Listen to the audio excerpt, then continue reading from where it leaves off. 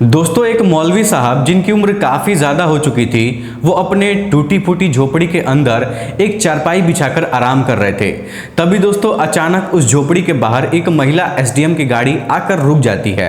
उसके बाद महिला एसडीएम अपनी गाड़ी से नीचे उतरती हैं और दोस्तों झोपड़ी के अंदर जाने लगती हैं। अब दोस्तों जैसे ही मौलवी साहब किसी महिला को झोपड़ी के अंदर आता हुआ देखते हैं तो तुरंत उठकर चारपाई पर बैठ जाते हैं। उसके बाद महिला एसडीएम मौलवी साहब का पैर छूती है और कहती है कि अब्बू मैं आ गई। अब दोस्तों इस बात को सुनकर जो मौलवी साहब थे वो थोड़ा सा असमंजस में पड़ जाते हैं और उस महिला से पूछने लगते हैं कि बेटी तुम कौन हो और मुझे अब्बू क्यों बोल रही हो। तब दोस्तों वो महिला एसडीएम कहने लगती है कि अब्बू आप मुझे भूल गए हैं, मैं शिवानी शर्मा हूँ, आपकी शिवानी, मैं एक एसडीएम बन गई हूँ। अब दोस्तों जैसे ही शिवानी शर्मा का नाम वो मौलवी साहब सुनते हैं ना तो उनकी आंखों से आंसू टपकने लगते हैं और मौलवी साहब फूट फूट कर रोने लगते हैं और उस महिला एसडीएम को अपने सीने से अपने गले से लगा लेते हैं। दोस्तों वो कौन थी महिला एसडीएम और क्या कनेक्शन था मौलवी साहब से, पूरी घटना की सच्चाई जानने के लिए वीडियो को पूरा जरूर देखें। दोस्तों ये सच्ची घटना बिहार की है और बिहार के एक छोटे से गांव में पति पत्नी रहा करते थे। दोस्तों पति का नाम ईश्वर चंद शर्मा है और पत्नी का नाम सावित्री देवी है। दोस्तों सावित्री अभी प्रेग्नेंट है और कुछ दिन बाद उनकी डिलीवरी होने वाली है। तो दोस्तों इसी बात को सोच सोचकर दोनों पति और पत्नी बहुत खुश हो रहे थे क्योंकि उनके परिवार में एक सदस्य आने वाला था। अब दोस्तों धीरे धीरे समय बीत जाता है और डिलीवरी का समय भी आ जाता है। तो ईश्वर चंद शर्मा अपनी पत्नी को लेकर एक अस्पताल में जाते हैं और वहां पर उसकी डिलीवरी करवाने लगते हैं। दोस्तों थोड़ी देर बाद डॉक्टर साहब बाहर निकल कर आते हैं और ईश्वर चंद शर्मा से कहते हैं कि बधाई हो, आपको बेटी पैदा हुई है, लेकिन अफसोस मुझे इस बात का है कि मैं आपकी पत्नी को नहीं बचा सका, उसकी मृत्यु हो गई है। अब दोस्तों जो ईश्वर चंद शर्मा है ना, इस बात को सुनकर अस्पताल के अंदर ही दहाड़े मार मार कर रोने लगते हैं, एकदम से फूट फूट कर रोने लगते हैं। क्योंकि दोस्तों डिलीवरी करने के दौरान सावित्री देवी को इतना ज़्यादा दर्द हो रहा था कि वो दर्द बर्दाश्त नहीं कर पा रही थी और हार्ट अटैक की वजह से उनकी मौत हो गई थी। अब दोस्तों ईश्वर चंद शर्मा ये सब कुछ घटना को भूलकर अपनी बेटी को पाल पोसकर बड़ा करने का फैसला करते हैं। दोस्तों उनकी छोटी सी बेटी का जो नाम था ना वो शिवानी नाम रखा गया था। दोस्तों शिवानी जैसे जैसे बड़ी हो रही थी वो स्कूल में जाने लायक हो जाती है तो उसके पिताजी एक स्कूल में उसका एडमिशन भी करवा देते हैं और अच्छे से उसकी देखभाल किया करते हैं। अब दोस्तों धीरे धीरे वक्त गुजरता है तो शिवानी 10वीं कक्षा में पहुंच जाती है। शिवानी पढ़ने लिखने में काफ़ी होशियार थी तो उसके पिताजी इस बात से बहुत खुश रहा करते थे। दोस्तों उसके पिताजी हमेशा उससे कहते थे कि बेटी मैं जानता हूं कि तुम पढ़ लिख कर एक बहुत बड़ा अफसर बनोगी और मेरा नाम रोशन करोगी। लेकिन दोस्तों ऊपर वाले भगवान की कुछ और मर्जी थी और एक दिन अचानक से एक ऐसा हादसा होता है और उसी हादसे में ईश्वर चंद जी की मौत हो जाती है। अब दोस्तों ये बात जब शिवानी को पता चलता है तो शिवानी फूट फूट कर रोने लगती है। उसके घर पर बहुत सारे रिश्तेदार के लोग आते हैं और दोस्तों रिश्तेदार के सभी लोग मिलजुल कर ईश्वर चंद जी का अंतिम संस्कार कर देते हैं और फिर सभी रिश्तेदार के लोग आपस में बातचीत करने लगते हैं कि शिवानी बेटा किसके पास जाएगी, उसकी जिम्मेदारी कौन लेगा, उसकी जिंदगी का देखभाल कौन करेगा, उसको कौन संभालेगा। तभी दोस्तों वहां पर शिवानी की बुआ आ जाती हैं और सभी लोगों से कहती हैं कि आप लोग को परेशान होने की जरूरत नहीं है, मैं शिवानी का देखभाल कर लूंगी और मैं इसको अपने साथ लेकर अपने घर पर जाऊंगी, वहीं पर इसको रखूंगी। अब दोस्तों इस तरीके से रिश्तेदार के सभी लोगों की मर्जी से, सभी लोगों की सहमति से शिवानी को उसकी बुआ के साथ उसके घर पर भेज दिया जाता है। दोस्तों अब शिवानी अपने बुआ के घर पर रहने लगती है। लेकिन दोस्तों धीरे धीरे समय गुजरता है तो शिवानी को इस बात की भनक लग जाती है कि उसकी बुआ उसका देख रेख करने के लिए वहां पर उसको लेकर नहीं आई हैं, बल्कि उसको वहां पर लेकर आई हैं घर का कामकाज करवाने के लिए, अपने साथ उसको वहां पर रखी हैं। दोस्तों मैं आपको बता दूं कि शिवानी की जो बुआ थी ना वो घर का सारा काम उससे करवाती थी और यहाँ तक कि घर का सभी सदस्य का खाना भी बनवाती थी और जब सारा काम खत्म हो जाता था तब जाकर शिवानी को खाना खाने के लिए देती थी, इतना जुल्म करती थी। लेकिन दोस्तों शिवानी सब कुछ सहते हुए अपनी बुआ के साथ वहां पर रहती है और शिवानी सोचती है कि कोई बात नहीं, मेरे माता पिता नहीं हैं तो यहीं पर रहना ठीक होगा, कम से कम मैं बुआ के यहाँ हूँ तो यहाँ पर खाना खाने के लिए मिल जा रहा है, इसमें कोई दिक्कत परेशानी नहीं है। तभी दोस्तों शिवानी को पता चलता है कि जो 10वीं क्लास का वो एग्जाम दी थी वो एग्जाम पास कर चुकी है और वो पहले नंबर से पास की है। दोस्तों शिवानी जब अपनी बुआ के पास जाती है और बुआ से बताती है कि बुआ मैं स्कूल में फर्स्ट रैंक लेकर आई हूँ, मैं पास हो गई हूँ। तो इस बात को सुनकर उसकी बुआ बहुत ज़्यादा खुश हो जाती हैं। तभी दोस्तों शिवानी अपने बुआ से कहती है कि बुआ मैं आगे की पढ़ाई करना चाहती हूँ और मैं चाहती हूँ कि आप मेरा एक अच्छे स्कूल में एडमिशन करवा दीजिए। मैं पढ़ लिख कर एक बहुत बड़ा अधिकारी बनना चाहती हूँ, क्योंकि मेरे पिताजी का सपना था और मेरे पिताजी चाहते थे कि मैं अपने जीवन में एक कामयाब इंसान बन जाऊं। अब दोस्तों इस बात को सुनकर शिवानी की जो बुआ थी वो गुस्से से लाल पीला होने लगती हैं और कहती हैं कि अगर तू पढ़ने के लिए जाएगी तो घर का काम कौन करेगा। तब दोस्तों शिवानी अपनी बुआ को मनाने की बहुत कोशिश करती है, लेकिन दोस्तों उसकी बुआ साफ साफ मना कर देती हैं और कहती हैं कि नहीं, मैं तुम्हें नहीं पढ़ा सकती हूँ, तुमको इसी तरीके से इस घर में रहना होगा, मैं तुमको नहीं पढ़ाऊंगी। अब दोस्तों शिवानी अपने आप को एक कमरे में बंद कर लेती है और फूट फूट कर रोने लगती है। दोस्तों शिवानी को अपने पिताजी की सारी बातें उस समय याद आ रही थी जो उसके पिताजी उससे कहा करते थे, और उन सभी बातों को सोच सोच कर जो शिवानी है वो कमरे के अंदर फूट फूट कर रो रही थी। दोस्तों शिवानी को रोते रोते रात हो जाती है, लेकिन उसके पास कोई नहीं आता ये कहने के लिए कि उठो बेटा, चलो खाना खा लो, तुम्हें भूख लगी होगी, या फिर रोना बंद करो, हम लोग तुम्हारा एडमिशन करवा देंगे, रोना बंद करो। ये सब कहने वाला कोई भी नहीं था। दोस्तों शिवानी के दिमाग में कई बार ऐसा ख्याल आता है कि मैं घर छोड़कर चली जाऊं, लेकिन वो जाती भी तो कहां जाती, क्योंकि उसके पिताजी का जो पुश्तैनी जमीन था, घर था, उस घर को, उस जमीन को उसकी बुआ गांव के ही एक सदस्य को बेच चुकी थी और सारा पैसा अपने पास रख ली थी। अब दोस्तों इस तरीके से शिवानी अपनी जिंदगी जी रही थी, दिन भर घर का काम करती थी और जब रात को घर के सभी सदस्य के लोग खाना पीना खाकर आराम करने लगते थे तो जो भी बचा कुचा रहता था उसकी बुआ शिवानी को खाने के लिए देती थी, तो शिवानी उसको खाती थी। दोस्तों शिवानी को अपनी बुआ के घर पर रहते हुए पूरे 2 साल का वक्त गुजर चुका था, लेकिन इन 2 सालों के दौरान शिवानी अपनी बुआ से बहुत ज्यादा तंग आ चुकी थी। तभी दोस्तों एक दिन शिवानी अपना घर छोड़कर वहां से भागने का फैसला करती है। दोस्तों एक दिन शिवानी की बुआ और उसके घर के सभी सदस्य लोग एक शादी में गए हुए थे और शिवानी अपने घर पर अकेली थी। तभी दोस्तों शिवानी को मौका मिलता है और शिवानी अपना सारा कपड़ा एक छोटे से पिट्ठू बैग में पैक करती है और पैदल पैदल वहां से निकल जाती है।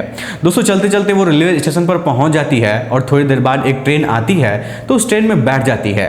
दोस्तों शिवानी ट्रेन में तो बैठ गई थी, लेकिन उसको ये नहीं पता था कि उसको जाना कहाँ है। उसको तो बस केवल अपनी बुआ से छुटकारा पाना था, इसलिए वो घर से निकल गई थी, क्योंकि दोस्तों उसकी बुआ उसके साथ बहुत ही ज्यादा बुरा बर्ताव करती थी। दोस्तों उस समय जब वो ट्रेन में बैठी थी तो रात का समय था और ट्रेन चलने लगती है। ट्रेन के अंदर बहुत कम यात्री बैठे हुए थे। जहां पर शिवानी बैठी हुई थी उसके बगल वाली सीट पर एक लड़का भी बैठा हुआ था और वो लड़का गलत नजरों से लगातार शिवानी को देखे जा रहा था। दोस्तों शिवानी को बहुत ज्यादा बुरा लगता है, लेकिन अब वो कर भी क्या सकती थी। दोस्तों कुछ देर बाद वो लड़का शिवानी के बगल में जो बैठा हुआ था वो लड़का अपना मोबाइल निकालता है और अपने दोस्तों को वीडियो कॉल फोन करके शिवानी का फोटो दिखाने लगता है। अब दोस्तों शिवानी को समझने में देर नहीं लगता है कि अगले ही पल में उसके साथ जरूर कुछ ना कुछ हादसा होने वाला है। दोस्तों शिवानी इस बात को सोच सोच कर ना अभी बहुत ज़्यादा डर रही थी, बहुत ज़्यादा परेशान हो रही थी, लेकिन जैसे ही अगले स्टेशन पर ट्रेन रुकती है तो उसी डब्बे के अंदर 3 लड़के और चढ़ जाते हैं और जो लड़का शिवानी के बगल में बैठा हुआ था, जो वीडियो कॉल किया था, वो शिवानी को देख रहा था, वो सभी लड़के उसी लड़के के पास जाकर बैठ जाते हैं। तभी दोस्तों वो लड़का शिवानी की तरफ ऐसे इशारा करता है और वो सभी लड़के शिवानी को देखने लगते हैं। शिवानी जब देखती है कि चारों लड़के मिलकर मुझे गलत नजरों से देख रहे हैं तो बहुत डर जाती है, एकदम से वो घबराने लगती है क्योंकि रात का समय था। तो तुरंत दोस्तों वो स्टेशन से उतर जाती है और उतरने के बाद जो सभी लड़के हैं वो भी शिवानी के पीछे पीछे उतर जाते हैं और शिवानी का पीछा करने लगते हैं। दोस्तों शिवानी अपना पिट्ठू बैग ली थी और लेकर उसको भागने लगती है, दौड़ने लगती है, तो सभी लड़के उसके पीछे पीछे उसको दौड़ाने लगते हैं। दोस्तों शिवानी कभी इधर छुपती है तो कभी उधर छुपती है और छुपते छुपाते भागते भागते एक मस्जिद के पास पहुंच जाती है। दोस्तों जब मस्जिद के पास पहुंचती है तो उस समय सुबह के 4 बज रहे थे, सवेरा होने वाला था। लेकिन तभी दोस्तों वहां पर एक मौलवी साहब नमाज पढ़ने के लिए मस्जिद के अंदर जा रहे थे।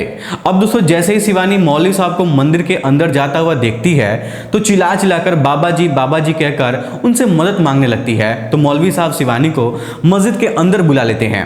दोस्तों मौलवी साहब शिवानी को परेशान देखते हैं तो उससे पूछते पूछते हैं कि बेटा तुम कौन हो और तुम कहाँ जा रही हो, कहाँ आई हो और इतना परेशान क्यों लग रही हो। तब दोस्तों शिवानी रोते हुए मौलवी साहब से कहती है कि बाबा जी मैं कहीं जा रही थी और रास्ते में ये 4 लड़के मेरे पीछे पड़ गए हैं, मुझे परेशान कर रहे हैं और ये सभी लोग मेरे साथ गलत करने की कोशिश कर रहे थे और वो लोग अभी भी मस्जिद के बाहर खड़े हैं। अब दोस्तों जो मौलवी साहब थे ना, वो मौलवी साहब मस्जिद से बाहर निकलते हैं और उन सभी लड़कों को एक डंडा उठाते हैं और डरा धमकाकर वहां से भगा देते हैं। अब दोस्तों वो जो लड़के उसका पीछा कर रहे थे वो लोग सुने थे कि वो शिवानी जो लड़की थी वो बाबा बाबा कहकर बुला रही थी मौलवी साहब को, तो उन लोग को भी लगता है कि कहीं आसपास में इसका घर होगा, इसलिए वो भी ज़्यादा कुछ विवाद नहीं करते हैं और वहां से चुपचाप भाग जाते हैं। उसके बाद दोस्तों मौलवी साहब शिवानी को अपने पास बैठाते हैं और उससे काफ़ी ज़्यादा बातचीत करते हैं, उससे पूछने लगते हैं कि बेटी तुम कौन हो और कहाँ से आई हो। तब दोस्तों शिवानी अपने जीवन की जो भी पूरी कहानी होती है ना, वो रो रो कर मौलवी साहब से बताने लगती है। दोस्तों शिवानी मौलवी साहब से कहती है कि मैं और मेरे पिताजी गांव पर रहा करते थे, लेकिन अचानक मेरे पिताजी की मृत्यु हो गई। उसके बाद मैं अपनी बुआ के साथ रहने लगी थी, लेकिन मेरी बुआ मुझे बहुत मारती थी और खाना भी खाने के लिए नहीं देती थी। मैं पढ़ना चाहती थी क्योंकि मेरे पिताजी का सपना था कि मैं पढ़ लिख कर एक बड़ा अधिकारी बन जाऊं, लेकिन मेरी बुआ मुझे पढ़ाना भी नहीं चाहती थी और हमसे घर का सारा काम करवाती थी। लेकिन मैं पढ़ना चाहती हूं और पढ़ाई लिखाई करके मैं अपने पापा के सपने को पूरा करना चाहती हूं, इसलिए मैं अपना घर छोड़कर जा रही थी। लेकिन जब ट्रेन में बैठी तो सभी लड़के मेरा पीछा करने लगे और भागते भागते मैं आपके पास आ गई। अब दोस्तों इतना कहने के बाद जो शिवानी है ना, वो मौलवी साहब के सामने फूट फूट कर रोने लगती है। उसके बाद दोस्तों मौलवी साहब शिवानी को सहारा देते हैं और शिवानी से कहते हैं कि बेटा जिसका कोई नहीं होता है ना, उसका ऊपर वाला भगवान होता है। तुम बताओ तुम्हें क्या करना है, तुम्हें क्या चाहिए। तब दोस्तों शिवानी कहती है कि बाबा जी मुझे पढ़ लिख कर अपनी जिंदगी में एक बहुत बड़ा पोस्ट हासिल करना है। तब दोस्तों मौलवी साहब पूछते हैं कि बेटी तुम कहाँ जाना चाहती हो। तब दोस्तों शिवानी कहती है कि बाबा जी मुझे तो नहीं पता है कि मैं कहाँ जाऊँ, क्योंकि मेरा घर भी नहीं है जहाँ मुझे ठिकाना मिल जाएगा मैं वहीं पर रुक जाऊँगी, लेकिन मुझे पढ़ाई करनी है और ये बात मुझे अच्छे से पता है कि मैं किसी भी कीमत पर पढ़ाई करना चाहती हूँ। तब दोस्तों मौलवी साहब कहते हैं कि बेटी तुम अभी जवान हो रही हो और जो हादसा कुछ देर पहले तुम्हारे साथ हुआ है हो सकता है कि वो आगे भी हो सकता है। तुम्हें तो अभी माँ बाप की जरूरत है और तुम्हें एक परिवार की जरूरत है। तुम एक काम करो, जब तक तुम्हारा कोई ठिकाना निश्चित नहीं हो जाता है कि तुमको कहाँ रहना है, तब तक तुम मेरे साथ रहो। मैं तुम्हारे पढ़ाई लिखाई का सारा खर्चा उठाऊंगा और तुम्हारी सारी जरूरतों को पूरा करूंगा। अब दोस्तों इस तरीके से जो शिवानी है वो मौलवी साहब के घर में रहने लगती है और वहीं से 12वीं कक्षा में एडमिशन होता है, वो 12वीं भी पास करती है और वहीं से अपना BA का ग्रेजुएशन भी कंप्लीट करती है। दोस्तों मौलवी साहब शिवानी का बहुत अच्छे से ख्याल रखा करते थे और जब ग्रेजुएशन कंप्लीट हो जाता है तब शिवानी मौलवी साहब से कहती है कि बाबा जी अब मैं बड़ी हो गई हूँ और मैं अपने पैर पर खड़ा होना चाहती हूँ, कब तक आप मेरी ऐसे ही सेवा करते रहेंगे। आपकी भी उम्र जो है वो 60 साल के आसपास हो चुकी है, अब आपको आराम करने की ज़रूरत है। मैं यहाँ से कहीं चली जाऊँगी और मेहनत मजदूरी करके अपना खर्च निकाल लूँगी। तो दोस्तों मौलवी साहब कहते हैं कि बेटा तुम आगे की पढ़ाई नहीं करना चाहती हो क्या। तब दोस्तों शिवानी कहती है कि बाबा जी मैं किसी भी कीमत पर पढ़ाई नहीं छोड़ूंगी, मैं यहाँ से जाऊँगी, कुछ काम ढूंढूंगी और काम करते करते अपनी पढ़ाई करूँगी, लेकिन एक ना एक दिन मैं कामयाब होकर आपसे मिलने जरूर आऊँगी। अब दोस्तों इस तरीके से शिवानी मौलवी साहब के घर छोड़ देती है और वहाँ से निकल जाती है और शहर में जाकर इधर उधर भटकने लगती है। दोस्तों भटकते भटकते वो एक होटल पर जाती है और वहाँ पर काम मांगने लगती है।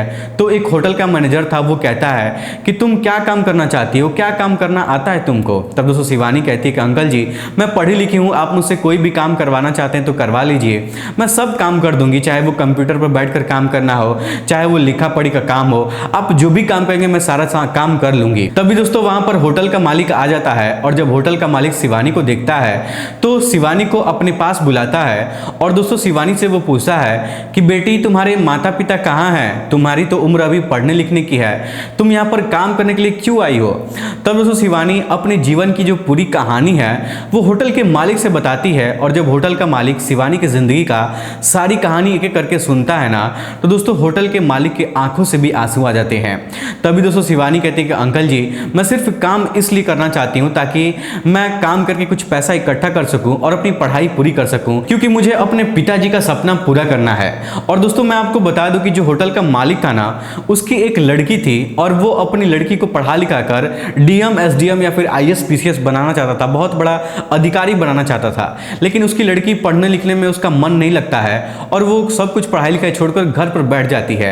लेकिन जब होटल के मालिक को ये बात पता चलता है कि जो शिवानी वो पढ़ना चाहती है और अपने जीवन में अपने पापा का सपना पूरा करना चाहती है, बड़ी उपलब्धि हासिल करना चाहती है, तो दोस्तों होटल का मालिक शिवानी से कहता है कि बेटा तुमको यहाँ पर रहकर काम करने की ज़रूरत नहीं है, मैं तुमको रहने की, खाने पीने की सारी ज़रूरतें दूंगा, तुम चुपचाप रहकर यहाँ पर अपनी पढ़ाई करो। अगर तुम अपने जीवन में कामयाब हो जाओगी तो मुझे ऐसा लगेगा कि मेरा जो जीवन है वो सफल हो गया है।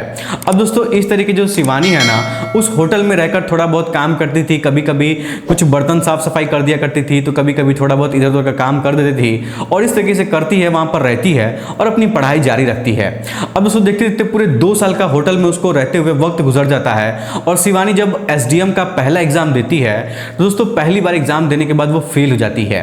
तभी दोस्तों शिवानी होटल के मालिक से कहती है कि पिताजी, मैं बाहर जाकर पढ़ाई करना चाहती हूँ, क्योंकि अगर मैं कोचिंग करूंगी तो मुझे पता है कि इस बार सेकेंड टाइम में मैं एसडीएम का एग्जाम पास कर जाऊंगी। दोस्तों मैं आपको बता दूं कि शिवानी जब होटल मालिक के साथ वहां पर रहने लगी थी तो उनको पिताजी कहने लगी थी और वो भी शिवानी को बेटी कहते थे। दोनों के बीच में पिता और बेटी का रिश्ता बन चुका था। अब दोस्तों इस तरीके से होटल का जो मालिक है वो शिवानी को पढ़ने के लिए, कोचिंग करने के लिए शहर में भेज देता है और शिवानी वहां पर पूरे 5 से 6 साल तक रहकर पढ़ाई करती है और इन 6 सालों के दौरान जब एग्जाम देती है तो दोस्तों वो एसडीएम का जो एग्जाम है वो पास कर जाती है और शिवानी एक एसडीएम बन जाती है। अब दोस्तों जब शिवानी एक एसडीएम साहिबा बन जाती है तो उसकी खुशी का कोई ठिकाना नहीं था। शिवानी अपने माता पिता को सोचकर, अपनी माँ को सोचकर बहुत ज़्यादा रोती है और इधर दोस्तों जो होटल का मालिक था, जब उसको पता चलता है कि शिवानी बेटा एक एसडीएम अधिकारी बन गई है, उसका एग्जाम क्लियर हो गया है, तो दोस्तों उसके भी खुशी का कोई ठिकाना नहीं था, उसके भी आंखों में आंसू आ जाते हैं। दोस्तों होटल का मालिक सोचता है कि अब मेरा जो जीवन है वो सफल हो गया है क्योंकि मेरी बेटी एक एसडीएम बन गई है। अब दोस्तों इस तरीके से शिवानी अपना ट्रेनिंग पूरा करती है और एसडीएम के पद पर 1.5 साल तक अपनी ड्यूटी करती है। तभी दोस्तों अचानक एक दिन मौलवी साहब की उसको याद आ जाती है। दोस्तों शिवानी अपने ड्राइवर से गाड़ी निकालने के लिए कहती है और फिर उसी सरकारी गाड़ी से, एसडीएम वाली गाड़ी से वो मौलवी साहब के गांव में पहुंच जाती है। लेकिन दोस्तों जब शिवानी वहां पर जाती है तो वो देखती है कि जिस घर में वो पहले रहा करती थी वो घर पूरे तरीके से टूट गया है, बस वहां पर एक छोटी सी झोपड़ी पड़ी है, वही बची हुई है। दोस्तों जब शिवानी उस झोपड़ी के अंदर जाती है ना तो देखती है कि जो मौलवी साहब थे वो चरपाई पर आराम कर रहे थे। लेकिन मौलवी साहब जब किसी लड़की को, किसी महिला को झोपड़ी के अंदर आता हुआ देखते हैं तो अचानक उठकर बैठ जाते हैं और दोस्तों उस समय उनकी आंखों से धुंधला दिखाई दे रहा था, समझ में नहीं आ रहा था कि सामने से कौन महिला आ रही है। तभी दोस्तों शिवानी उनके पास जाती है और कहती है कि अब्बू मैं आ गई। तब दोस्तों मौलवी साहब कहते हैं कि बेटी तुम कौन हो और मुझे अब्बू क्यों कह रही हो। तब दोस्तों शिवानी कहती है कि अब्बू मैं शिवानी हूँ, शिवानी शर्मा, आप मुझे भूल चुके हैं क्या। अब दोस्तों मौलवी साहब जैसे ही शिवानी शर्मा यानी शिवानी बेटी का नाम सुनते हैं तो उनके आंखों से आंसू टपक जाते हैं, क्योंकि दोस्तों शिवानी के जाने के बाद मौलवी साहब शिवानी को बहुत ज़्यादा याद किए थे और उसकी याद में बहुत ज़्यादा रोए भी थे, क्योंकि दोस्तों मौलवी साहब को भी शिवानी से बहुत ज़्यादा लगाव हो गया था। और जब शिवानी मौलवी साहब के साथ रहती थी तो हमेशा बाबा बाबा कहकर उनकी सेवा करती थी, उनके लिए खाना निकाल कर लाती थी और हर काम उनका करती थी। दोस्तों जब शिवानी मौलवी साहब से बताती है कि अब्बू मैं एक एसडीएम बन गई हूँ तो दोस्तों मौलवी साहब बहुत ज़्यादा खुश हो जाते हैं और खुशी के मारे शिवानी को अपने गले से लगाकर फूट फूट कर रोने लगते हैं। अब दोस्तों उस दिन के बाद से शिवानी उनसे मिलती जुलती है और मौलवी साहब को लेकर अपने साथ चली जाती है अपने सरकारी बंगले पर, जहाँ वो एसडीएम बनी थी, उसको सरकारी बंगला मिला था, वहीं पर उनको ले जाकर रखती है और जिंदगी भर उनकी सेवा करती है। और कभी कभी जो होटल का मालिक था, जो उसके पिताजी थे, उनसे भी मिलती जुलती रहती है और ऐसे ही इसकी जिंदगी गुजर रही है। दोस्तों ये थी आज की छोटी सी प्यारी सी कहानी। आपको कैसी लगी हमें कमेंट बॉक्स में जरूर बताइएगा। वीडियो पसंद आए तो वीडियो को लाइक, चैनल सब्सक्राइब जरूर करिएगा। और दोस्तों शिवानी एसडीएम के बारे में आप लोग क्या कहना चाहेंगे, इनके जीवन के संघर्ष के बारे में क्या कहना चाहेंगे, आप लोग अपनी राय कमेंट बॉक्स में जरूर बताइएगा। फिर आज के इस वीडियो में इतना ही। वीडियो पसंद आए तो वीडियो को लाइक, चैनल सब्सक्राइब जरूर करिएगा। आप सभी लोग का बहुत बहुत धन्यवाद।